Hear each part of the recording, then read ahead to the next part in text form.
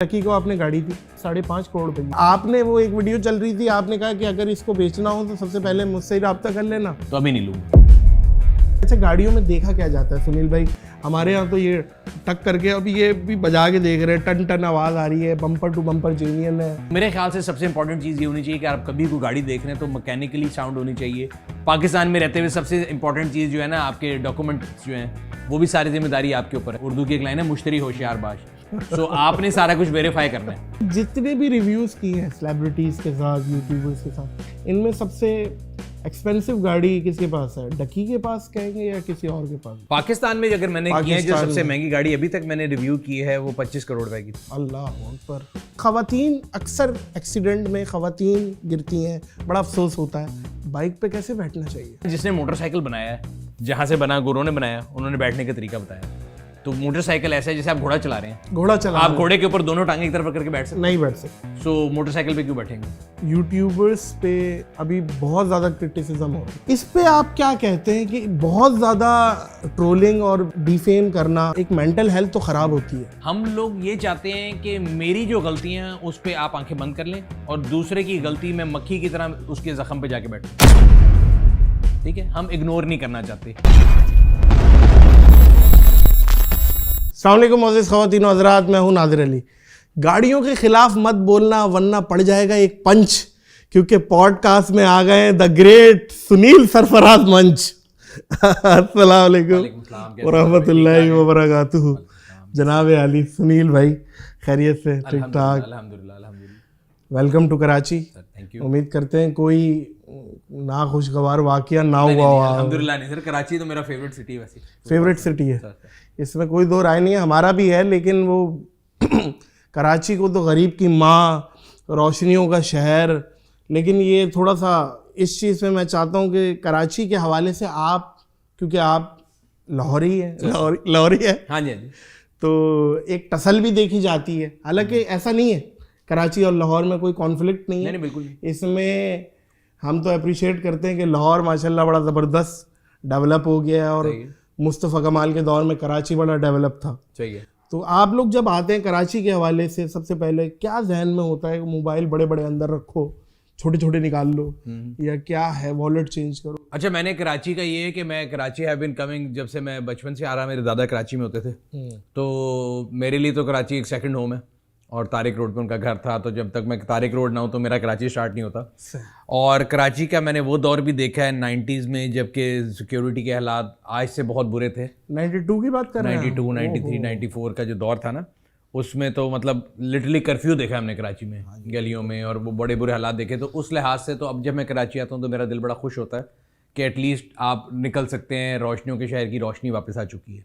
Yes, एक चीज़ है जो कि हमारे यहाँ पे अगेन वो अनएम्प्लॉयमेंट से रिलेटेड है कि लोग इजी मनी के लिए जाते हैं। मोबाइल स्नैचर मोबाइल क्यों स्नैच करता है? पहले ज़माने में गाड़ी चोरी होती थी, अगर मेहरान या ऑल्टो चोरी होती थी वो 20-25 हज़ार रुपये की बिकती थी चोरी होके। अच्छा, आज मोबाइल चोरी करके उससे महंगा बिक जाता है, तो इसलिए मोबाइल स्नैचिंग वगैरह ज़्यादा है। उसके अलावा तो अल्लाह का बड़ा एहसान है, जितना हम अल्लाह का शुक्र करें, बहुत बेहतर सूरत हाल हो चुकी हुई है कराची की। एंड मेरे ख्याल से मतलब जिसकी भी नज़र लगी थी अब रिकवरी की तरफ। अल्लाह खैर करेगा, अल्लाह खैर करेगा। क्योंकि मैं एक चीज़ समझता हूँ सुनील भाई कि कोई चीज़ अगर यूं हुई है ना तो वो फिर यूं फिर हुई है। ऐसे ही ऐसी ये है एक सर, वक्त की सबसे अच्छी चीज़ है, बेशक वो अच्छा हो या बुरा हो, एक सा नहीं रहता। एक सा नहीं रहता, वक्त गुजर ही जाता है, जो गुजर जाता है। और जब आप बुरे साइड पे होते हैं तो आप इस चीज़ की उम्मीद रखें कि अच्छा है, बल्कि जब अच्छा होता है तो मुझे ये डर लग रहा था कि बुरा आएगा। बिल्कुल ऐसे ही है। अच्छा, सबसे पहले मैं आपको ये बात बताऊं कि मैंने फॉर्च्यूनर बेच दी। अच्छा, मैंने अगला कदम दे दिया। अब आप मुझे बताएं कि मैं क्या लूं। फॉर्च्यूनर क्योंकि चलाई 2.8 डीजल, ठीक है, और बहुत इंजॉय किया, ऑफ रोडिंग, ये वो अच्छी गाड़ी है, इसमें कोई दो राय नहीं। पूरा नॉर्थ घूम के आए, वहाँ पे एनसीपी गाड़ियों के रिव्यूज बनाए, मुझे कंपटीशन फील हुआ, मैं कहीं आ रहा है लड़का। तो अब आपको क्या लगता है कि V8 की तरफ जाना चाहिए मुझे? यार, जो मेरे ख्याल से उस लिहाज से अगर आप देखें ट्रेजेक्टरी वाइज मूव बनता है, या V8 ले सकते हैं या प्राडो ले सकते हैं। हाँ। प्राडो में अगर आप लेंगे तो मुझे लगता है कि वो 2.7 इंजन जो है वो थोड़ा आफ्टर 2.8 फॉर्च्यूनर जो है उसको अंडर पावर आपको लगेगा। तो सही, मेरे लिहाज से अगर मेरे से मशवरा मांगे तो यस, V8 जी, V8 फिर इंशाल्लाह आपका भाई दिखेगा और वो सुनील भाई के साथ रिव्यू भी पक्का है सर, इंशाल्लाह। मैं बेहतरीन तरीके का रिव्यू भी दूंगा जैसे फॉर्च्यूनर का दिया था। सुनील भाई कुछ अपने बारे में ज़रा बताएं, क्योंकि मैंने जब भी आपको देखा है, आप पोनी आपकी होती है बंधी भी, जी। तो बाल आप खोलते नहीं है, क्या वजह है कोई? अच्छा, ये पोनी जो है, ये क्या खास पोनी की स्टोरी भी बड़े मजे की है। ये स्टूडेंट दौर में थी जब मैं यानी MBA करके हटा था 2005 में, उससे 2008 तक रही, उसके बाद खत्म हो गई। फिर छोटे छोटे बाल थे, सारा कुछ था।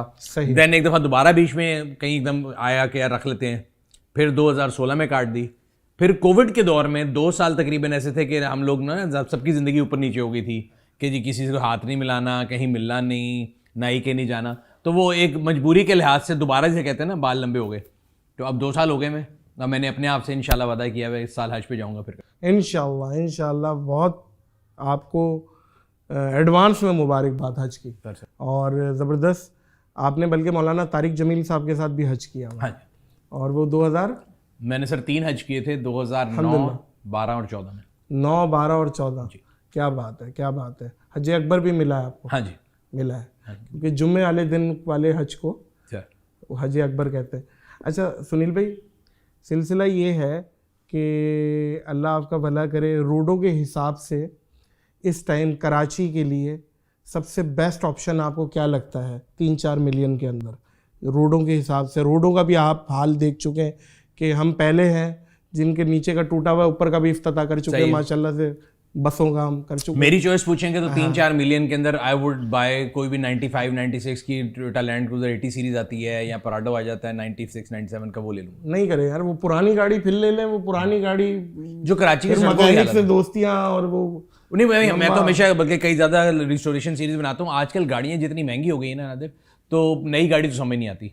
और मेरा मसला ये है कि नई गाड़ी जितने की अगर फ़र्ज़ करें आप 30 लाख रुपए, मुझे कहते हैं 30 लाख रुपए में 660 सीसी ऑल्टो आती है, ठीक है जी।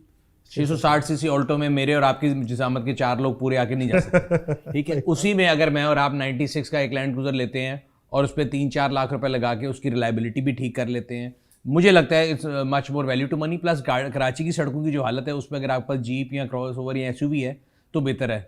जो कहते हैं ना छोटी गाड़ी, वो तो कई तो खड्डे आजकल खासतौर पर डिफेंस जो कराची का बड़ा पॉश एरिया समझाता है, उसमें कई ऐसे खड्डे हैं कि ऑल्टो अंदर गिरे तो बाहर ना निकले। जी अलशिफा रोड नहीं, वो सारे कुछ खुदा हुआ है, क्योंकि देखिए हर कुछ खुदा हुआ है। आजकल वो सेवरेज वगैरह भी डाल रहा है, ये वो मतलब आप गूगल पे कहीं जाएं तो वो पता लगता है, गूगल कहते हैं आगे सड़क है, वो आगे सड़क नहीं होती। तो उस लिहाज से मेरा पर्सनल चॉइस है। वैसे भी मैं खुद ज़रा पुरानी गाड़ियाँ पसंद करता हूँ। अच्छा, डकी को आपने गाड़ी दी माशाल्लाह, कितने की? 5.5 करोड़ रुपए की। 5 करोड़ तक। अच्छा, कुछ एलिगेशन वीडियोस भी चल रही थी कि कोई नॉन कस्टम पेड गाड़ियां और इस तरीके, इसमें तो कोई वो नहीं है सदाकत, वो गाड़ी NCP गाड़ी है, वो गाड़ी नहीं, वो तो इलेक्ट्रिक गाड़ी है। इलेक्ट्रिक गाड़ी तो देखें पाकिस्तान में वैसी ड्यूटी उसके ऊपर तकरीबन टोटल एक्यूमुलेटिव अगर आप लाएंगे 69 to 70% है, जबकि पेट्रोल गाड़ी पे 400+ % है।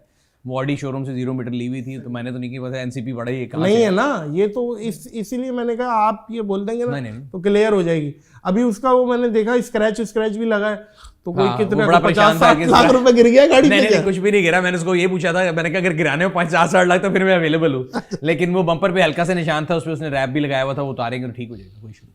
अच्छा, इसमें गाड़ी में बेचने में कोई वो नहीं है। और आपने वो एक वीडियो चल रही थी, आपने कहा कि अगर इसको बेचना हो तो सबसे पहले मुझसे ही रब्ता कर लेना। लेकिन अभी एक वीडियो चल रही है उसमें हमारे यहाँ पे लोग जो है ना शरारती हैं, लोग छोटी छोटी बात पकड़ते हैं। इशू ये हुआ था जब मैंने गाड़ी बेच नहीं रहा था, वो मेरे पास एक दिन सुबह 7 बजे उसका मुझे फोन आया कि जी आपके पास फलानी गाड़ी है। मैं कहा किसका कॉल? किसकी? डकी ने जिस दिन ये गाड़ी ली थी सुबह एग्जैक्ट 7 बजे। मैं अर्ली राइजर, मैं जल्दी उठ जाता हूँ। उसका मैसेज आया कि जी मुझे फलानी गाड़ी देखनी, कहाँ देख सकते हैं? मैंने कहा गैराज में खड़ी है।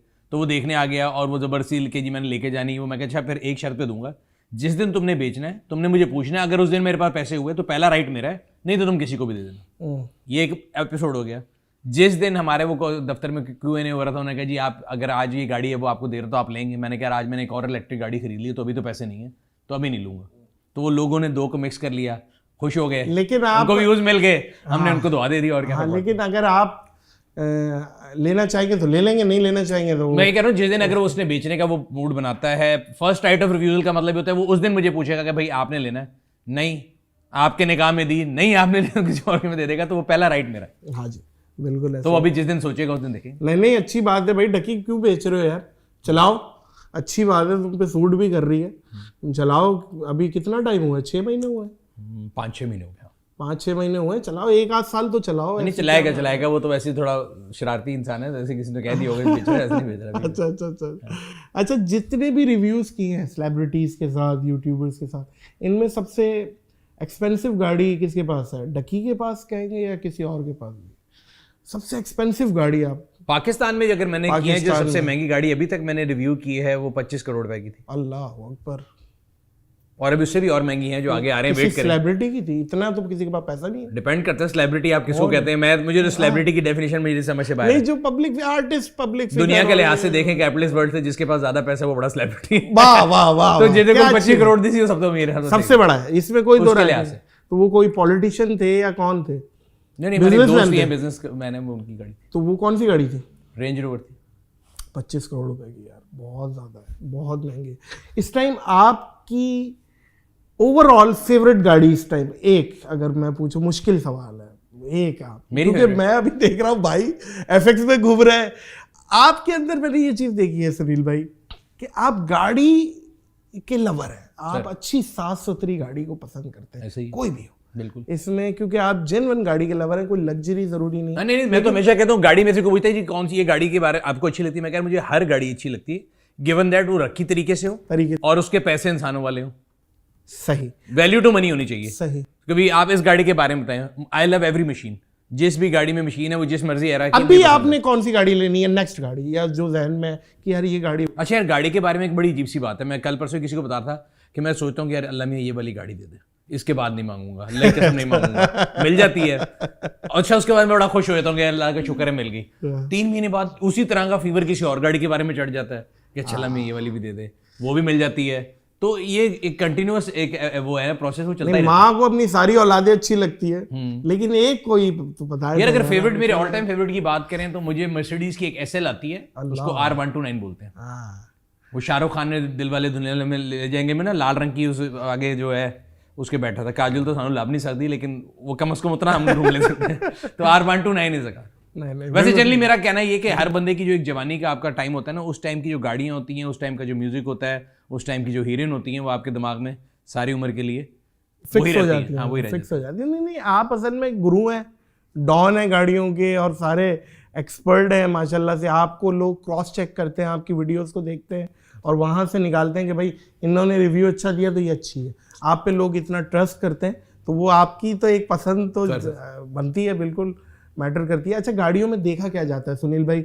हमारे यहाँ तो ये टक करके, अभी ये भी बजा के देख रहे हैं, टन टन आवाज़ आ रही है, बम्पर टू बम्पर जेनियन है, लड़की ने चलाई हुई है, लेडी डॉक्टर ने चलाई हुई है, ये सारा एक कॉन्सेप्ट बना हुआ है कि भाई ये चीज़ें देखो, भले वो अजीब सी पीली सी हो जाती है ना, जेनियन गाड़ी थोड़ी सी पीली हो गई तो जेनियन हो बस। तो क्या हम क्या देखें गाड़ी में लेते वक्त?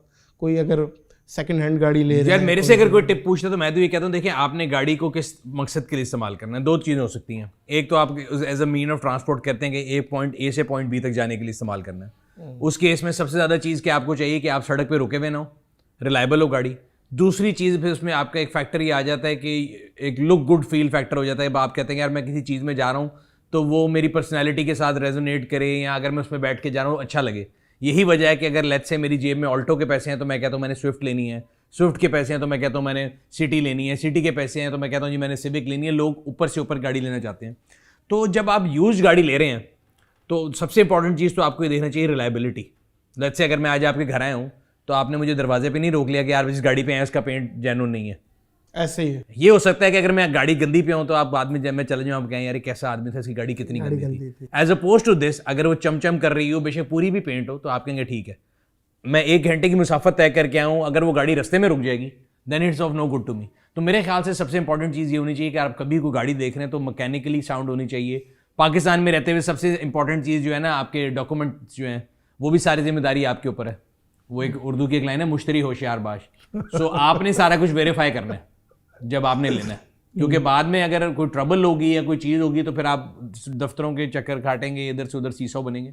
तो वो ज़्यादा ज़रूरी है, पेंट जेन्युइन ना होना इतना ज़्यादा ज़रूरी नहीं। अच्छा, ये गाड़ी में ये नंबर प्लेट का भी कोई गेम है? लाहौर नंबर की गाड़ी महंगी हो या इस्लामाबाद नंबर की गाड़ी महंगी हो, कराची नंबर की गाड़ी सस्ती है, ये कोई है ये कराची जैसे मजे की बात है कि हमने वो वैसे तो हम बड़ा कहते हैं कि जी हमारा पूरे मुल्क जिस तरह हम बात करते हैं कि जी लाहौर कराची इस्लामाबाद फैसलाबाद सब एक है, लेकिन कराची के अंदर कराची नंबर की गाड़ी महंगी होगी, लाहौर में लाहौर नंबर की महंगी होगी। अगर आप लाहौर के अंदर कराची नंबर बेच रहे हैं वो सस्ती बिकेगी, कराची के अंदर लाहौर नंबर बेच रहे हैं वो सस्ती बिकेगी, बिकॉज इतने सालों बाद भी हमारे जो एक्साइज है ना वो आपस में इंटीग्रेटेड नहीं है। अगर आप लाहौर नंबर की गाड़ी आज कराची में रहते हैं तो आपको फिजिकली इंस्पेक्ट करानी है ट्रांसफर के लिए, आप उसको वहाँ लेके जाएंगे। इस्लामाबाद नंबर की गाड़ी आज आप FX ले लें, यहाँ पे लाख 2 लाख रुपए की गाड़ी है, पहले आप उसको ऑल द वे इस्लामाबाद चला के लेके जाएंगे, उसकी फिजिकल इंस्पेक्शन कराएंगे, फिर वो ट्रांसफर होगी। तो अभी हम कई चीज़ों में ना बड़ा पीछे हैं दुनिया से। डिजिटल को हमने अपना लिया, बट वो डिजिटल अपने इश्तेहार लगाने के लिए ज़रूर है, बट आवाम के लिए ज़रा थोड़ी अभी मुश्किलात है। और मुझे पता चला ये एक्सपो पे भी माशाल्लाह आप, अभी मेरा गुजर हुआ तो गाड़ियों की मार्केट लगी हुई थी, तो वो पता चला कि आप लगवाते हैं। हमारा यूज कार मेला होता है लाहौर, कराची, इस्लामाबाद, मुल्तान, फैसलाबाद सारे शहरों में होता है। ये एक्सपो हर 6 महीने बाद कराची में होता है? कराची में तकरीबन हर 2 महीने बाद होता है। हर 2 महीने बाद होता है। वहाँ पे फिर गाड़ी, वो एक दिन की एक्टिविटी होती है कि लोग आए गाड़ी खरीदें। उसका फायदा ये होता है कि आप अगर फर्ज करें गाड़ी लेने आए हैं, पहले तो वरना आम बंदे ने गाड़ी जो लेनी होती है प्रोसेस होता है, वो 6-7 गाड़ियां सेलेक्ट करता है, फिर वो मैकेनिक को लेके जाता है टक टक करता हुआ, फिर आप मैकेनिक को आंख मारते हैं, वो 500 रुपए लेके आपको गाड़ी चिपका देता है। सो उसमें आपको फायदा ये कि आपको एक छत के नीचे डिफरेंट जो आपको एक छत के नीचे गाड़ियां मिल जाती हैं।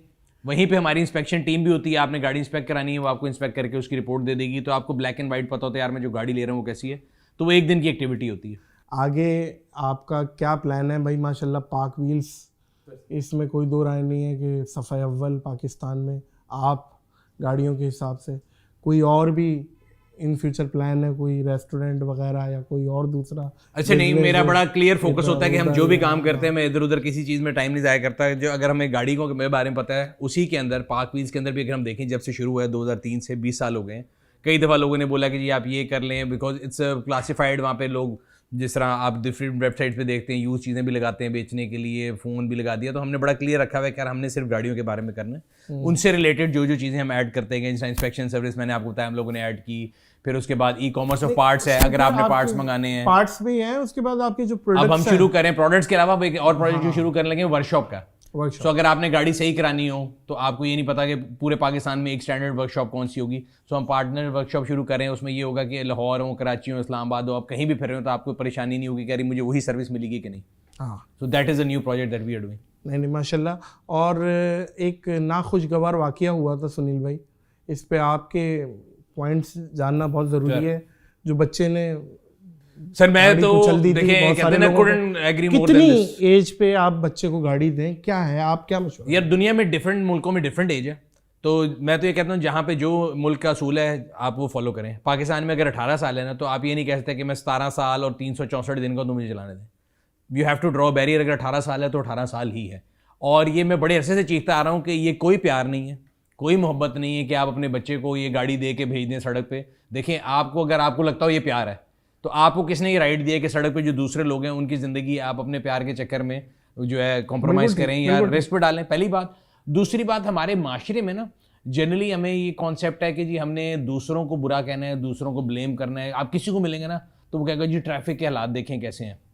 उसके घर में से वो बच्चा होगा जो दही लेने मोटरसाइकिल पे जा रहा होगा, जिसके पैर भी ज़मीन पे नहीं लगते होंगे। अभी मैं आपके पास आ रहा था, मैंने पेट्रोल स्टेशन पे एक बच्चा देखा, लिटरली मैं झूठ नहीं बोल रहा, वो 14 साल का था, वो गाड़ी चला रहा था, उसका बाप उसके साथ पीछे से आ रहा था, वो गाड़ी वॉश की सर्विस से निकाल रहा था। तो मेरा दिल किया कि मैं जाके पूछूं कि भाई अच्छा नहीं लगता बेटा, क्यों आप उसको एक मशीन पे पढ़ा रहे हैं? जो कि मतलब दुनिया में जो भी रूल बनते हैं उसकी कोई रीज़न होती है ना। तो 18 साल की उम्र में कोई फ़र्क होगा। हम भी जब 18 साल के थे हम समझते थे कि हम इमॉर्टल हैं, हमने मरना ही नहीं है, रेस भी लगाओ, सारा कुछ करो। जब आप बड़े होते जाते हैं एक शायद आप में ठहराव आता है। तो इसीलिए वो जो कोई एज डिसाइड की गई है कि आप जिस पे गाड़ी चलाएं मिनिमम एज, उससे नीचे नहीं चलानी चाहिए। तो हमें एज अ माशरा, एज पेरेंट्स, एज गार्डियंस या अपनी सोसाइटी में भी, अगर मैं तो अक्सर दफ्तर के नीचे कोई मुझे मोटरसाइकिल में बच्चा मिले तो मैं कहता हूँ बेटा तुम क्यों मोटरसाइकिल चला रहे हो, हेलमेट किधर है? देखें लोग कहते हैं पुलिस चालान करती है। मैं सवाल पूछता हूँ कि यार उनको इस हेलमेट पहचानने से या पहनने से कोई फ़ायदा है? अगर खुदा ना खास्ता आपका एक्सीडेंट होता है, ज़िंदगी जाती है, आप अपाहज हो जाते हैं पूरी ज़िंदगी के लिए, पुलिस को इससे क्या फ़ायदा है? तो जनरली ये तो देखिए एज अ मेरे ख्याल से हमारी जिम्मेदारी कि हम इसको डिस्करेज करें। अगर लोग अंडर एज ड्राइविंग करते हैं या लॉ को फॉलो नहीं करते, हेलमेट नहीं पहनते, मोटरसाइकिल के शीशे नहीं लगाते, हर बंदे ने सुबह उठ के मेरी जैसी शक्ल के साथ भी शीशा ज़रूर देखना है, मोटरसाइकिल पे नहीं लगाना। क्या अच्छी बात है। तो वो ज़रूरी है। नहीं सुनील भाई, एक बात ये भी बताइए कि मोटरसाइकिल पे थोड़ा सा आपका रोमांस कम है बनिस्बत गाड़ियों के। बाइक यार मोटरसाइकिल पे रोमांस कम नहीं है, मोटरसाइकिल बड़ी रोमांटिक सवारी है। अगर आप किसी को पीछे बिठाएं तो खुद ही रोमांस शुरू हो जाता है। आए ब्रेक अगर आप ज्यादा लगा लें। लेकिन वो ये है कि पाकिस्तान में मुझे ये जनरली लगता है कि आप जो मोटरसाइकिल है ना उस पर आपका डेंजर इस लिहाज से ज्यादा है कि अगर पीछे से कोई बंदा गैर जिम्मेदारी से आ रहा है, आप बेशक ऐसे ही चला रहे हैं, मेरे साथ 3-4 दफा हुआ है। ये भी मेरा पजामा आपको मैं दिखाता हूँ, ये देखिए रफू हुआ है। रफू मैं सादा आदमी, मुझे कोई फर्क नहीं पड़ता, मैं आपके टीवी बता दूं रफू हुआ है। तो मैं ये स्कूटर पे गिरा अपनी बेटी के साथ। नहीं, ये तो बल्कि और ये भी बोला जाता है, हमारे बुजुर्ग बोलते थे शैतानी चरखा है। मैं बता रहा हूँ, मैं ये पिछले महीने मैं अपनी बेटी को एक इलेक्ट्रिक स्कूटर आजकल बहुत आए हैं, मैं वो ट्राई करता हूँ। हाँ, तो बिल्कुल ऐसा था, बट वो बारिश हुई थी, सड़क था, तो मैं गिर गया, ये भी फट गया और चोट मुझे भी लगी, बेटी को भी लगी, टेटनस का टीका लगा। मुझे लगता है कि वो थोड़ी डेंजरस है। डेंजरस है। पहले मैं बहुत चलाता था, हैवी बाइक भी चलाता था, लेकिन अब मैंने अपने नहीं, आप को बाइक restrict वाकई कर बहुत लिया। डेंजरस है। और सुनील भाई, और इस मौसम में जब बाइक आप चला रहे हैं, सर्दियों में सर्दी, गर्मियों में गर्मी। जी जी, मुंह कड़क हो गया आपका। और आपके साइज का तो हेलमेट भी नहीं मिलना। मुंह का साइज देखे ना, मुंह का साइज, और हमारे साइज पे हेलमेट भी नहीं मिलता। और मेरे साथ और होता है, मैंने हेलमेट पहना, समझते कोई लड़की जा रही है, फिर आपका साइज कम है ना, तो आपके साइज पे हेलमेट में मुंह घूम जाता, हेलमेट नहीं घूमता। मैं कह रहा हूँ पीछे पोनी नजर आती है, समझते कुड़ी जा रही है। कुड़ी जा रही है। लेकिन ये बाइक पे ये है एक बड़ा मसला कि सेफ्टी तो नहीं है। अच्छा, खवातीन अक्सर एक्सीडेंट में खवातीन गिरती हैं, बड़ा अफसोस होता है। वो बैठी हुई होती हैं यूं करके, और उनका अबाया कोई फंस गया या कोई ऐसा मामला हुआ और वो गिर गई। तो बाइक पे कैसे बैठना चाहिए? यार मेरे ख्याल से बाइक पे बैठने का तरीका वही है जो कि मैं हमेशा कहता हूँ कि जब भी आपको कोई चीज़ मिलती है, जैसे एग्जांपल तारिक मसूद साहब की बात हो रही थी, मेरे से अक्सर लोग बहस कर रहे होते हैं कि जी 4 शादियाँ 3 शादियाँ। मैंने कहा बात सुनो, अगर आप मर्सिडीज़ लेते हो, डीलरशिप पे जाते हो, उनके पास मैनुअल है, आपको पता है यार इन्होंने बनाया ये वो, अल्लाह मियाँ ने मर्द को बनाया और अल्लाह मियाँ ने इजाज़त दी, इसका मतलब अल्लाह मियाँ को पता है कि इसके अंदर इस चीज़ की अर्ज है। सही। ठीक है, इसी तरह जिसने मोटरसाइकिल बनाया है, मैंने और आपने तो नहीं बनाया, नहीं बनाया, ना ही बड़े सगीर में बना, जहाँ से बना गुरुओं ने बनाया, उन्होंने बैठने का तरीका बताया। तो मोटरसाइकिल ऐसा है जैसे आप घोड़ा चला रहे हैं, घोड़ा चला, आप घोड़े के ऊपर दोनों टांगे एक तरफ करके बैठ सकते, नहीं बैठ सकते। सो मोटरसाइकिल पे क्यों बैठेंगे? और वो सिर्फ मजे की बात बताऊं, हमारे शहरों में है, अगर आप साउदर्न पंजाब भी जाए ना, तो उधर भी खवातीन दोनों टांगे साइड पे रख के नहीं बैठती, बशीर भाई की तरह ही बैठी हुई होती है। हाँ, उसका वजह ये है कि आपकी ग्रिप ये कि जब आपकी टांगों के दरमियान से घोड़ा है, तो आप जब उसको ग्रिप करेंगे तो आपकी ग्रिप ज्यादा है। जब आप इस तरह बैठे होते हैं तो वैसे ही आप झूल रहे होते हैं। तो बाय ऑल द स्टैंडर्ड जिसने मशीन बनाई है उसके लिए नहीं बनाई। फिर दूसरी चीज ये है कि हमारे यहाँ पे खवातीन ने जो अबाया पहना होता है वो फिर मोटरसाइकिल के रिम में फंसता है और लोग गिरते हैं। इसमें चेन इस पॉकेट, मेरा ख्याल है जो चेन का कवर होता है वो भी नहीं लगाते लोग, जी जी जी, जो कि लगाना बहुत ज़रूरी है। और ख़वातीन को जब बिठाएं तो वो जिस तरह सुनील भाई बता रहे हैं ऐसा ही है, घोड़े की तरह। मैं भी एग्री करूंगा इस चीज़ पे, मैं पहले भी बोल चुका हूँ, ऐसे ही होना चाहिए। बट मुझे ये लगता है कि इसमें समहाउ हमारे लोगों ने पता नहीं कह दिया कि शायद इसमें कोई बेहयाई है या गैर Islamic. I don't find it. अजीब सी पुराने जमाने में अगर खवातीन घोड़ा चलाती थी वो मैं आई एम होपफुल, अगर मैं पीछे जाके देख सकूं पुराने जमाने में, तो मेरा नहीं ख्याल कोई खातून ऐसी होगी जिस तरह हमारे यहाँ पे खातून मोटरसाइकिल में बैठ के आती है। तो वो भी इस्लामिक था तो ये भी इस्लामिक होगा, कोई बिल्कुल ऐसे ही है, बिल्कुल ऐसे ही है। ड्राइविंग के लिहाज से सुनील भाई, आपने पूरी दुनिया ट्रैवल की है, सबसे बेहतरीन मुल्क किसे कहेंगे कि यार यहाँ पे आता है भाई मजा ड्राइविंग के लिहाज से? यार जहाँ पे भी फाइन ज्यादा है ना, जहाँ आपको पता लगता है कि अगर मैं कानून तोड़ूंगा और ऐसी की तैसी हो जाएगी, वहाँ ड्राइविंग का बड़ा मजा आता है। और हमारे यहाँ भी यही रीजन है कि हमारे यहाँ लोग फॉलो नहीं करते, हमारे यहाँ फाइन बहुत कम है। क्या बात है, ये गल्फ की बात हो रही है। गल्फ हो गया, यूके हो गया, अमेरिका हो गया, आपने जब आप अगर फाइन सबसे ज्यादा ये गल्फ में बहुत ज्यादा है, बहुत ज्यादा। ये दुबई में तो कुछ रोड तो 10-10 हज़ार दरम की भी आवाजें आई हैं कि यहाँ पे इतना काट देते हैं। तो फिर इसीलिए वहां पे जाके देखे ना कि हमारे पाकिस्तान के लोग are the number 1 driver in Dubai. और ये मैं आपको स्टैटिस्टिकली बता रहा हूँ, मैं पाकविज पे आर्टिकल पढ़ा था कि पाकिस्तान के driver the number 1 in Dubai. यार देखिए यार, ये कमाल है भाई, कमाल है। तो फिर है पंजाबी में कहते हैं ना, डंडा पी रहा है बिगड़िया तिगड़िया, तो जितना फाइन ज्यादा होगा उतनी ट्रैफिक अच्छी होगी। तो ये अच्छा, ट्रैफिक तो जैम वहां भी होता है, यहाँ भी होता है, बम्पर से बम्पर गाड़ी लगी हुई है। तो क्या है, ट्रैफिक का सोल्यूशन भी कोई है आपके? यार मेरे ज़हन में है, बिल्कुल है। क्या? एक तो हमारे यहाँ पे देखे जो रोडें सही है, हमारी रोडें दुनिया की काफी रोडों से बहुत बड़ी हैं, बहुत बड़ी हैं। ठीक। तो जो लोग ये कहते हैं ना कि पाकिस्तान में गाड़ियां बहुत हैं, वो ये चाहते हैं कि उनके पास है और आपके मेरे पास अगर आ जा रही तो हमारे पास ना आए। ये वो मैं बड़ा क्लियर आपको बता रहा हूँ। जितने जो है अमीरी है, हाँ, जिनके पास ज्यादा है ना, उनके लिए ये कहने की बात है यार पुराने जमाने में कराची में 100 होती थी, जिनमें 100 हम लोग थे, बाकी इनके पास, गरीबों के पास क्यों आ गई? तो वो सोल्यूशन नहीं है। सोल्यूशन ये एजुकेट करें। आप जब यूनिवर्सिटी कॉलेज में लोगों को पढ़ाते हैं, उसमें आप करिकुलम में शामिल कर दें कि रोड साइंस क्या होते हैं, रोड को कैसे करना है, लाइन एंड लेन क्या है। आपको मतलब हमारे यहाँ पे आप गोल चक्कर पे चले जाएं। एग्जाम्पल मैं आपको देता हूँ। आपने चौरंगी पे जब एंटर होना है, जो राइट से अंदर मौजूद है उसका राइट है। राइट हैंड ट्रैफिक में राइट इज ऑलवेज राइट। आप कराची में करके देख लें, आप अंदर आ रहे होंगे ना, वो दूसरे वाला आपको चैलेंज कर रहा होगा कि मैंने अंदर घुसना है। बाहर ऐसा कोई कॉन्सेप्ट नहीं है। If you are inside the circle, दूसरा एंटर नहीं हो सकता जब तक आप नहीं निकलेंगे। ठीक है, हमारे यहाँ जो ये कॉन्सेप्ट है ना कि जी रोड कम है, रोड छोटी नहीं है, हमारे अंदर नज़्म ज़ब्त नहीं है, हम सब्र नहीं करते, हम दूसरे को जगह नहीं देते। अगर यू टर्न है तो अगर मैंने यू टर्न लेना है तो बजाय इसके कि मैं अपनी लेन आहिस्ता आहिस्ता चेंज करूं, मैं बिल्कुल एंड पे आऊंगा और फिर अपने हाथ से दूसरों को रोक रहा हूँ कि रुक जाओ रुक जाओ रुक जाओ। तो वो हमारे यहाँ पे जो एक है ना कि पहले मैं चला जाऊँ, उस कॉन्सेप्ट की वजह से जो है ना नज़्म ज़ब्त नहीं है। And this is more of administrative या एजुकेशन का इशू है, रादर देन मैं कहूँ कि जी गाड़ियाँ ज़्यादा हैं। गाड़ियाँ अगर आप पर कैपिटा गाड़ी निकालें ना लोगों के लिहाज से, तो हम दुनिया में सबसे लोएस्ट पे होंगे। लोएस्ट पे होंगे, लोएस्ट पे होंगे। सही बोल रहे हैं, सही बोल रहे हैं। अच्छा सुनील भाई, कोई ऐसा बंदा या बंदी जिसका आपने गाड़ी का रिव्यू कर रहा हो, कोई ख्वाहिश रह गई हो, कोई इंडिया से भी, इंडिया का कुछ बताए इंडिया भी से मुंह से निकलता है, पकड़ लेते रहो। तो इंडिया असल में बहुत बड़ी मार्केट है भाई, इंडस्ट्री है, और हमारी व्यूअरशिप है, ऑडियंस देखती है, तो इसलिए हम बात भी करते हैं। तो वहाँ से भी कोई एक्टर एक्ट्रेसेस का कोई बताएं जिसकी गाड़ी का रिव्यू करना चाह रहे हो, शाहरुख खान, अमिताभ बच्चन, ये नहीं। वैसे मैंने कभी इस तरह पाकिस्तान में भी कभी इस तरह सोचा नहीं कि मैं फलाने का रिव्यू कर लूं। कोई ख्वाहिश? मेरी तारिक जमील साहब से उस दिन मुलाकात हुई थी, मैं अफसोस करने गया था। तो मौलाना तारिक जमील साहब तो अगर गाड़ी जो साहबजादे हैं यूसुफ, उनके साथ मेरा प्लान है, बल्कि उनके बेटे जिनकी डेथ हुई है, तो उन्होंने मुझे बताया कि उनका बड़ा ख्वाहिश थी कि वो आपके साथ अपनी गाड़ियों का रिव्यू करें। उनको बहुत शौक था, उनको गाड़ियों का भी बहुत शौक था, और वो बहुत बहुत फुल ऑफ जॉय। वैसे मैं जनरली एक बात बता दूं, मैं थोड़ा जो है ना, अगर उल्मा की बात हो रही है, मैं हमेशा कहता हूँ कि हमारे मुल्क में मैंने देखा है कि ये मेरा आलिम है, ये आपका आलिम है, ये फलाने का आलिम है। मैं ये कहता हूँ कि यार वो जो भी है ना, मेरे आपसे बेहतर है। वाह, ठीक है। और वो जो भी अपने लोग कहते हैं जी पर्सनल फोकस कर रहा है, अपनी मशहूरी कर रहा है, मैं कहता हूँ कर रहा है, नाम किसका ले रहा है? अल्लाह और उसके नबी का। लेने दो, पॉजिटिव चीज़ है। मैं अगर गाड़ी के बारे में बात कर रहा हूँ और अगर आपको गाड़ी का शौक है, तो आपको मेरी शक्ल नहीं भी पसंद, डजंट मैटर, गाड़ी के बारे में इन्फॉर्मेशन मिल रही है, जो चीज़ समझ आती है ले लें, जो नहीं समझ आती छोड़ दें। इसी तरह अगर आप कहते हैं मैं XYZ, मुझे ये नहीं पसंद, मुझे वो नहीं पसंद, मुझे ये नहीं पसंद। हमारे यहाँ पे उल्मा का वो रेसलिंग मैच भी चल रहा होता है, अक्सर मैं ऑनलाइन देखता हूँ मैं हंस रहा होता हूँ कि ये आप ये जो टैग टीम चैंपियनशिप चल रही है WWE, इसकी क्या जरूरत है? वाई कांट बी को एग्जिस्ट टुगेदर? मतलब मेरे बाल बड़े हैं, आपके छोटे हैं, तो हम दोनों को लड़ना जरूरी नहीं है। आप कहें कि सुनील साहब आपके बाल अपने अच्छे लग रहे हैं, मुझे ये अच्छे लगते हैं, एक ये भी हो सकता है, एक ये भी हो सकता है कि आप मेरे बाल खींच लें।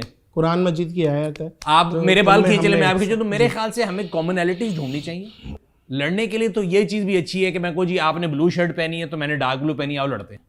और अगर हमने इकट्ठे होना है तो हम ये कह सकते हैं कि हम दोनों पाकिस्तानी हैं। जब वर्ल्ड कप में हमारी टीम बाहर निकल जाती है, फिर हम कहते हैं चलो कोई एशियन लेके आ जाए, फिर एशियन में से कोई निकल जाए। तो मतलब मैं कह रहा हूँ यूनिटी के लिए आपको कॉमन ग्राउंड। मुनाजरों की फिजा चली हुई है सुनील भाई, ये एक अजीब एक फिजा चली हुई है, एक लहर। मौसम नहीं आता आज, बाहर का मौसम है, पतझड़ का मौसम है, मेरे ख्याल से एक मुनाजरों का एक फिजा चली हुई है। मैं बड़े अफसोस से बात करता हूँ, मुझे लगता है कि ये हमारे माशरे में ज़बू हाली के शिकार है कि जो जितना बदतमीज़ है, जो किसी से डिस्फर करते हुए जितनी बदतमीजी से बोलेगा, उसकी आवाज़ उतनी सुनी जाएगी। ये बड़ी गलत एक रस्म है।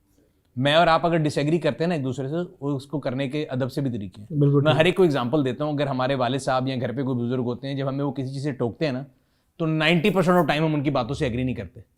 लेकिन कभी आपने ये कहा है ओए अब्बे मैं नहीं सुनता, आप कहते जी अब्बू ठीक है, आप साइड पे करते हम अपनी शरारत है। अब्बा से इख्तलाफ कर लेते हैं, लेकिन एक तरीके से अगर कोई इसी तरह कोई भी बड़ा है आपसे, रुतबे में बड़ा है, ओहदे में बड़ा है, कद में बड़ा है, पैसे वाइज बड़ा है, किसी तरह भी बड़ा है, जरूरी नहीं कि आप उससे बदतमीजी करें। आप डिसएग्री कर सकते हैं, you can put your point of view across तमीज के साथ। हमारे माशरे में ना एक, मैं आपको एग्जांपल देता हूँ भाई, बल्कि पिछले दिनों एक कंट्रोवर्सी हुई थी, चलें आपको एक वो दे देते हैं पॉडकास्ट के लिए। सो शावीर की पॉडकास्ट में मैं गया साल पहले, 6 महीने पहले। उस दिन किसी ने नहीं नोटिस किया, पिछले हफ्ते किसी को आया कि उसने किसी ने एक क्लिप बना के निकाला उसमें से। उन्होंने मेरे से पूछा कि जी पाकिस्तान से जो बाहर लोग जाते हैं उनको वोटिंग राइट होना चाहिए। मैंने कहा नहीं होना चाहिए। अब किसी ने वो पूरा पॉडकास्ट नहीं देखा और तूफान बदतमीजी, गालियां, ये लम से पड़ा हुआ जाहिल है, माँ बहन, पता नहीं क्या क्या गालियां। मैं पाकिस्तान से बाहर जाता भी हूँ, लोग मिलते हैं जी आपने हमारे खिलाफ बात की। मैंने कहा भाई आपने पूरी पॉडकास्ट देखी? नहीं जी नहीं देखी, हमने वो क्लिप देखा था। मैंने कहा तो आधा सच है, मस्जिद में मत जाओ, ये नहीं देख रहे कि नशे की हालत में वो अगले ने कहा, तो भाई पूरी चीज देखो। तो मेरा पॉइंट ये था, और मैं अभी भी क्लियर कर देता हूं, आउट ऑफ कॉन्टेक्स्ट काटी हुई बात, आधी चीज काट के दे दो, आधी चीज काटी हुई, आधी चीज काटी हुई पकड़ा दो, और उसके बाद कहो कि फलाने ने ये कहा। सही सही सही। तो उसमें मेरा पॉइंट ऑफ व्यू बड़ा क्लियर है, और मैं भी ये कहता हूं कि देखिए मैं और आप पाकिस्तान में रहते हैं, अभी हम बात करते हैं कि कराची के मसाइल क्या हैं, सड़कें कैसी हैं, लाहौर के मसाइल क्या हैं। अगर मैं लाहौर में हूं और मैं डिसाइड करूं कि कराची में कौन बंदा रूल करेगा, तो आपको अच्छा लगेगा? बेशक सही बात है। आप कहेंगे भाई सुनील साहब आप लाहौर में फिरते हैं, फ्लाईओवर से फ्लाईओवर, एक फ्लाईओवर से दूसरे फ्लाईओवर, अंडरपास से अंडरपास, तो आप हमारी ये चुरंगी टूटी हुई पे कैसे वोट देंगे? सुनील भाई ये तो ना क्या यार। मैं कह रहा हूँ मैं आपको इसलिए एग्जांपल से समझा रहा हूँ। तो मेरा पॉइंट ये था कि भाई जिसने वोट देना ना, वो एक तो उस इलाके का रेजिडेंट हो, और दूसरा रूल ये होना है कि जो खड़ा भी हो रहा है ना, वो भी उस इलाके से हो। हमारे मुल्क में एक दूसरी बदकिस्मती क्या है कि जी फलाना खंबा भी खड़े करेगा तो मैं उसको वोट दे दूंगा। क्यों भाई, क्यों दे दूंगा? पॉइंट ये कि वो खंबा तो दोबारा कभी आना नहीं है उस इलाके में। मैं अगर नादिर को पकड़ नहीं सकता कि भाई नादिर इस मोहल्ले में रहता है कि भाई ये सड़क सही कराओ, ये गटर सही कराओ, ये कम्युनिटी सेंटर बनवाओ, हमारे इस एरिया को ठीक करो, नादिर ने वोट लेके आना और 4 साल बाद नजर ही नहीं आ रहा क्योंकि वो तो खंबा था, किसी और ने खड़ा किया था। तो मेरा पॉइंट ये है। दूसरा, अगर देखें पाकिस्तान से लोग बाहर जाते हैं, मेरे आपके हर घर में से कोई ना कोई बाहर है, तो मुझे किसी एक्सपर्ट से कोई ना लड़ाई है ना मुझे कोई मसला है। मेरा पॉइंट ये है कि जब आप दुबई, यूएई यहाँ जाते हैं मजदूरी के लिए, वो आपको सारी उम्र कोई सिटीजनशिप नहीं देते। आप पाकिस्तान के शहरी हैं, आप बिल्कुल आए वोट दें। बट अगर आप जा रहे हैं कि यूरोप में जा रहे हैं, आपने पासपोर्ट ले लिया यूके का, अमेरिका का, आप टैक्स उनको दे रहे हैं, आप बेनिफिट्स उनके एंजॉय कर रहे हैं, फिर आप साल में दिसंबर की छुट्टी मनाने पाकिस्तान आए और आके कहें कि यार मैंने तो वोट नादिर को देना है, क्यों भाई? नहीं, आपका पॉइंट तो जस्टिफाइड है, इस पे एतराज क्या हुआ? इतराज मैं भाई आप बाहर के लोगों को कैसे आप उनके खिलाफ बात करें? मैं तो ये कहा मैं तो खिलाफ बात कोई नहीं की है जो मुझे अभी सर मेरा पॉइंट ऑफ व्यू है। मैं देखें अगेन आप डिसएग्री कर लें, आप डिसएग्री कर लें, आप डिसएग्री कर लें, तमीज से बात कर लें, बिल्कुल ठीक है, इखलाक से बात करें, बिल्कुल ठीक। मैंने भी जो बात की उसमें कोई ओए गाली ये तो नहीं किया, मैंने अपना पॉइंट ऑफ व्यू रीजन के साथ बनाया। उनकी रीजनिंग ये है कि जी पाकिस्तान हमारी रेमिटेंस से चलता है, बड़ी अच्छी बात है, आप रेमिटेंस भेजते हैं। मेरा सवाल ये है कि जो पाकिस्तान से बाहर अगर पूरी फैमिली ले जाता है, उनमें से कोई रेमिटेंस भेजता है पाकिस्तान? जो अपने घर वालों को भेज रहा है ना। और अगेन उसमें कोई वो उनकी कंट्रीब्यूशन पे कोई ये डाउट नहीं है, उनके पाकिस्तानी होने पे कोई डाउट नहीं है। मेरा सिंपल रीजन ये है, या तो आप एक ऐसा निज़ाम बना दें कि जो एक्सपर्ट है वो जो वोट देगा वो किसी एक खास हल्के के लिए देगा, या हमारे पास प्रेसिडेंशियल इलेक्शन हो कि जी एक बंदे को वोट दे देगा। बट अगर आपने लोकल इलाके के रिप्रेजेंटेटिव उठाने हैं, मुशर्रफ साहब ने एक काम बड़ा अच्छा किया था, उन्होंने डेवोल्यूशन ऑफ पावर कर दी थी। नाजिम सिस्टम आ गया था कि आपके इस इलाके का जो नाजिम है वो इधर से ही होगा, आप उसको वोट देंगे, और नीचे से फिर ऊपर जाता था लोकल। और उस जमाने में लोकल गवर्नमेंट की पावर ज्यादा हो गई थी। जब आप मुस्तफा कमाल साहब की बात कर रहे थे, एंड आपने देखा है, हमने सबने देखा है कि उसके सम्राट क्या होते हैं, क्योंकि आपका जो रिप्रेजेंटेटिव है वो आपके लोकल इलाके से होता है, ना कि वो खंबा है जिसको किसी ने खड़ा किया और आपने उसकी मोहब्बत में उसको वोट देना है। तो इसी तरह जब अगर आप मुल्क से बाहर हैं और आप उस इलाके में नहीं रहते, हाउ कैन यू टेल कि यार कौन सा बंदा क्या कर रहा है? तो ये मेरा पॉइंट था। तो मैंने कहा चलें आज आपकी ऑडियंस से वो फायदा लेके क्लियर कर देते हैं। बिल्कुल ठीक है। और सुनील भाई बात ये है, मैं तो इस चीज़ पे बिलीव रखता हूँ कि अनटिल अनलेस वही वाली बात है, किसी की दिलाजारी ना हो, और जो बैकलैश, जो गाली वाला जो क्रिटिसिज्म है और जो वो लोग गालियाँ देते हैं, उस पर तो वो अपनी अपब्रिंगिंग ही बता रहे हैं। अब देखिए और मुझे तो एहसास कमतरी जो अपने छुप के कीबोर्ड वॉरियर हैं, जो कुछ कह ले, जो ये कौन सा तरीका है किसी से इख्तलाफ करने का? या नहीं, मैं तो सर देखिए, मैं तो अपनी हमेशा जिसे कहते हैं ना, बड़े अफसोस की बात है भाई, हद्दुल इम्कान कोशिश ये करता हूँ कि जितने यंगस्टर्स हैं, यूथ हैं, उनको हमेशा इसी समझाता हूँ कि यार किसी से डिसएग्री करना है तो बात इखलाक के दायरे से जब बाहर चली जाएगी तो वो बहस हो जाती है। अगर मैं और आप आर्गूमेंट कर रहे हो, मैं भी तमीज से बात करूँ, आप भी, तो एक्सेप्टेबिलिटी ऑफ माई आर्गूमेंट ज्यादा हो जाएगी, आप मेरी बात सुन लेंगे। अगर मैं कहूँ नादिर तेनू तो पता नहीं, तो कहेंगे तेनू नहीं पता, लड़ाई शुरू हो जाएगी और बात ना आपको मेरी समझ आएगी ना मुझे आपकी आएगी। अगर हम दोनों बैठ के एक एक पॉइंट लिखेंगे, भाई मेरा ख्याल से ये होना चाहिए, आपके ख्याल से क्या है, वी माइट एग्री, चांसेस ज्यादा हैं कि हम एजिटेट ना करें और किसी सोल्यूशन पे पहुंच जाए। सुनील भाई आपके हिसाब से आज की यूथ पाकिस्तान की सोशल मीडिया सही चला रही है? यार मुझे ये लगता है कि I am very hopeful about this youth, और मुझे लगता है कि हमारे मुल्क की सबसे बड़ी स्ट्रेंथ जो हमारे यंगस्टर्स हैं, they are very bright, they are very smart. मतलब मैं आजकल के छोटे बच्चों से देखता हूँ कि अगर मैं अपने आप को कंपेयर करूँ, मैं उस उम्र में जो उनकी उम्र में जो उनका इंटेलेक्ट है, जो उनका एक्सपोजर है, मैं उसके 1/3 पे भी नहीं था। अच्छा। और मैं बड़ा ऑनेस्टली बात कर रहा हूँ। हम बड़े बेवकूफ़ डड किस्म के लोग होते थे हमारे ज़माने में। अब के जो बच्चा है वो बहुत स्मार्ट है। अब का बच्चा जो पैदा होता है उसको पता है कि फिंगर पर टच जाना है। मैं आपको बड़ा क्लियरली बता सकता हूँ 2002-3 में जब पहली बारी कोई टच स्क्रीन आई थी तो मैं 2-3 दफ़ा सोचता रहा था कि इसको मैं टच करूँगा तो अंदर से करंट तो नहीं लगेगा।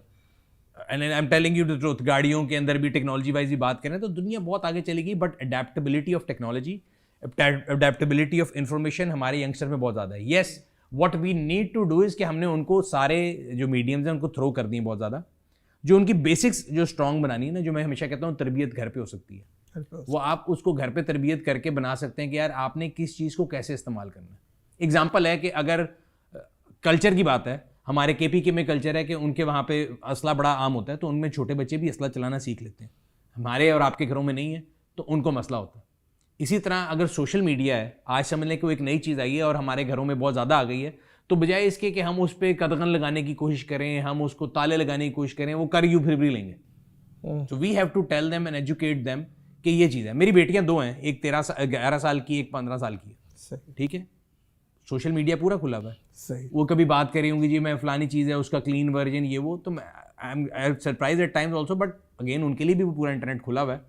आप उनको बता दें ये चीज़ें। हम खुद जो है ना, हमारे यहाँ पे एक कल्चर में एक चीज़ है कि हम चीज़ें छुपाते हैं कि नहीं यार ये नहीं बताना इनको, भी इसकी एज नहीं, वो पता तो उनको लगना ही हर चीज़ दुनिया में।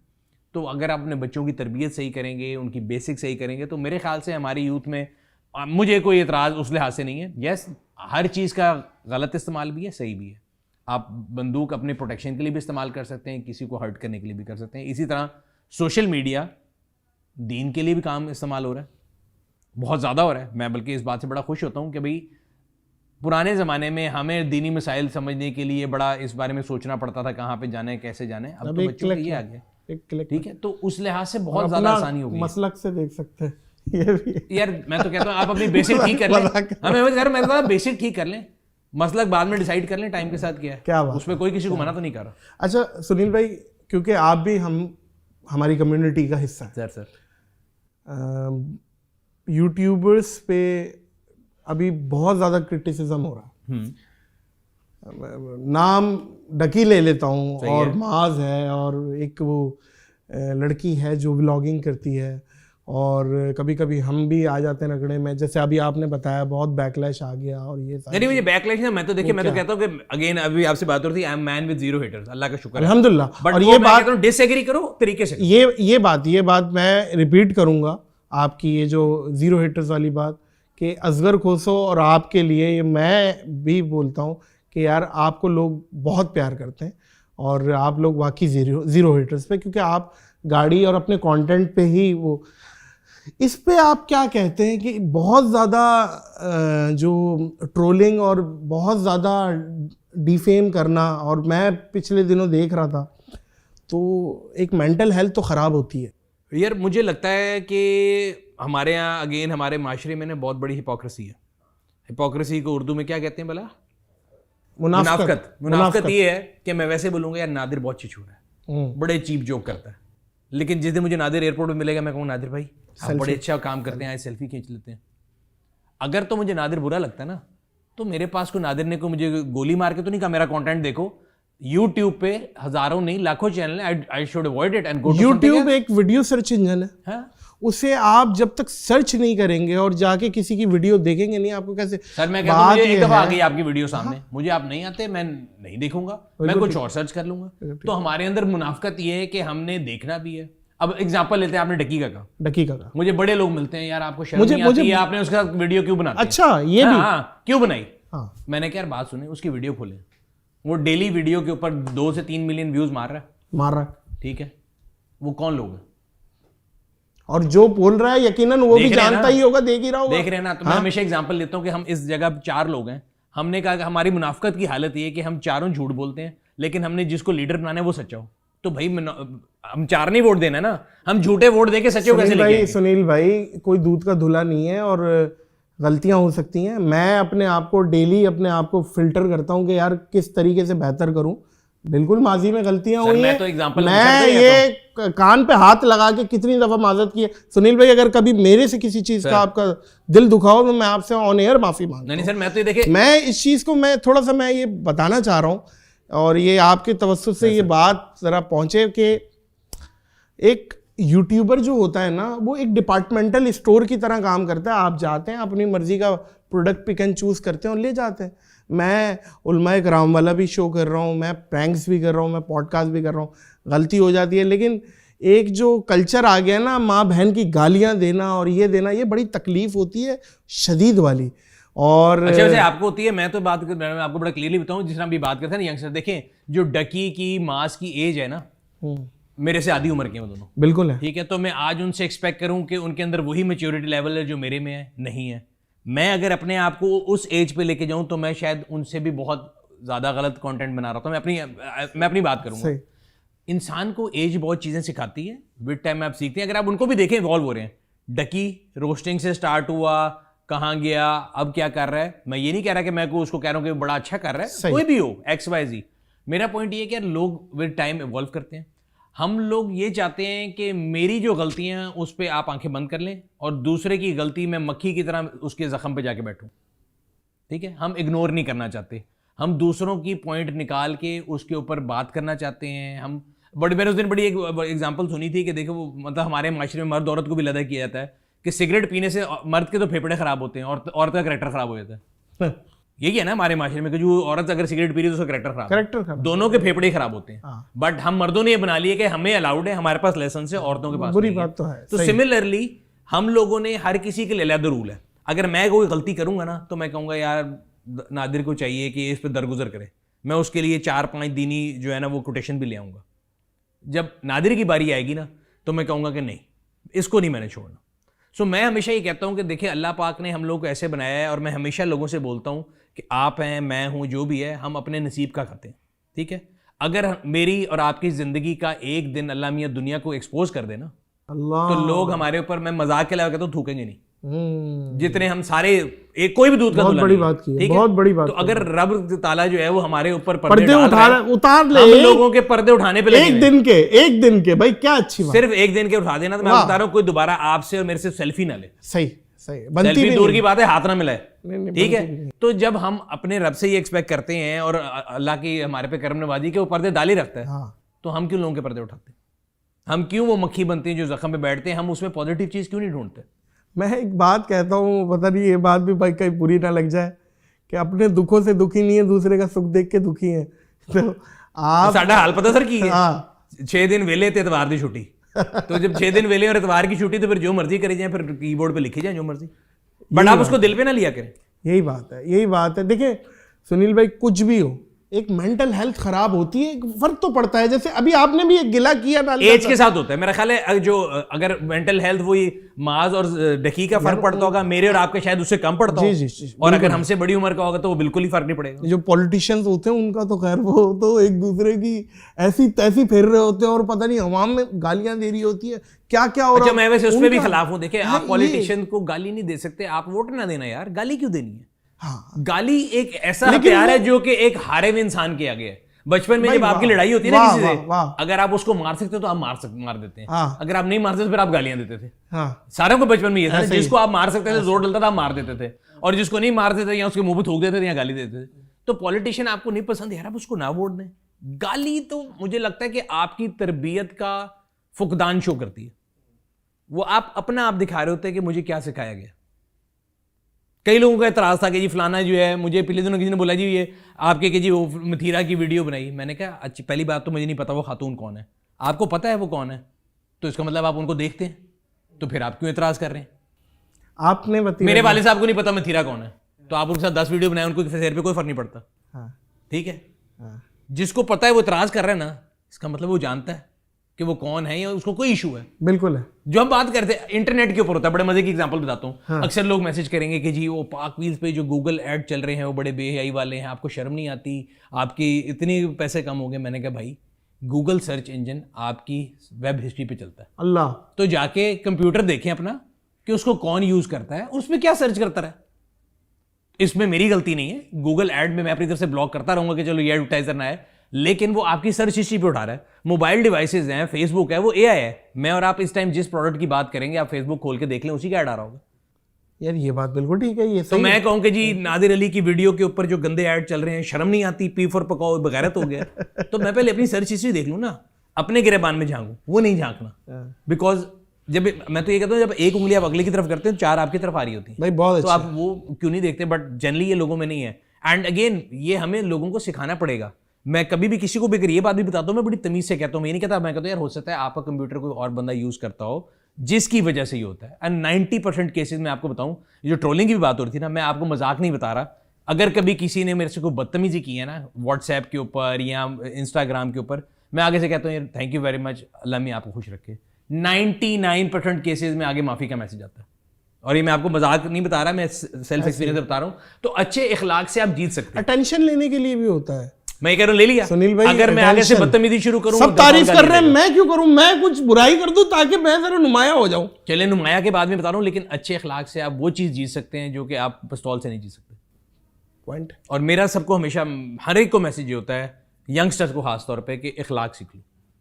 तुम, तड़ाक, तू, आ को अगर आप मैं जनाब से चेंज कर लेंगे ना तो बेहतरीन हो जाएगा। बहुत अच्छी बात है, बहुत अच्छी बात है। और मैं समझता हूँ कि अगेन ये बात दोहराऊंगा, दूध का धुला कोई नहीं है।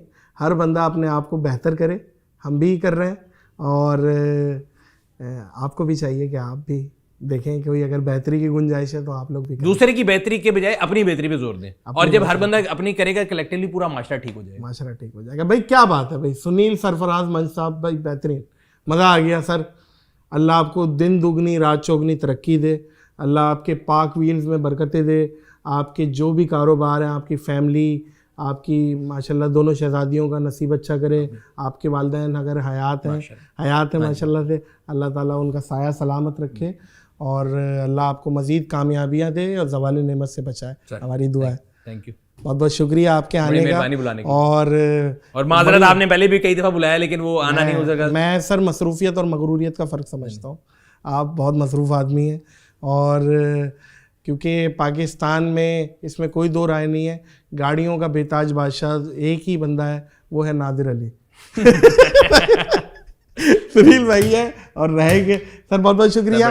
इस पॉडकास्ट को इख्तिताम करेंगे इस यकीन, इस दुआ, इस अपनेपन के साथ कि अपना और दूसरों का बहुत ख्याल रखिएगा, दूसरों की फीलिंग्स का भी ख्याल रखिएगा।